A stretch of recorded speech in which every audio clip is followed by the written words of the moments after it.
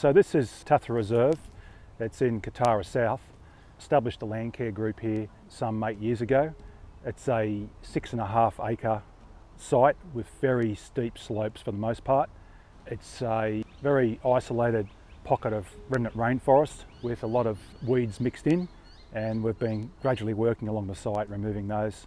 The team's about 15 members now, so for most of the time I'm busy organising people into little jobs. It's a very productive team. Some 5 years ago we had a team of arborists come in from the council and the bush regen team and remove some old growth privet. This area was quite heavily wooded with privet and lantana. Since we removed them, we've had a lot of good regrowth. We've got poison peach, the tremor. We've got a lot of white elderberry coming back up. That's the white elderberry, and that's one of the first ones to come up on the site, and it manages to shade a lot of the areas and allows other plants to start off. Pitostrum there.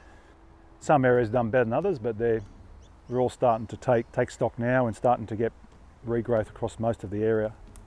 We have the benefit and fortune of having a site that has a good seed load in the ground, and we simply have to annually go along and remove the non-natives that have come up, and that allows the natives to establish themselves. Obviously you get a lot of weeds come up as well, and you just have to work your way through it. It's all natural. We've planted nothing here. We're very fortunate because we don't have to worry about watering as a result of that. We're not trying to guess what would have been here. We're allowing it to just come back on its own accord. And what is actually coming up is how it should be. So you're at a huge advantage with that. It's almost like recreating history, where we're seeing what was here come back as it would have been.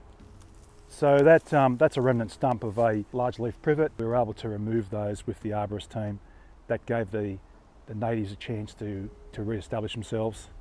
You can see that some of the trees in the background there have died off because of the effect of having the large privet trees. But on the main part we're able to save most of them. They've acquired a lot of new growth down low where the sunlight's now been able to get back to them, and obviously not competing for moisture. When we cleared all the privets from this area, there was a tree that was obviously quite dead, and it was actually trending over the power lines. I noticed there was a hollow in it, and I contacted Ausgrid, and they came out and sympathetically pruned it off, so it was no longer an issue for their power lines, but it was conserving the trunk. And we have a brush-tail possum. He's living in the hollow. He's been there for quite a few years actually. This is another area where there was very little remaining vegetation after removing the lantana.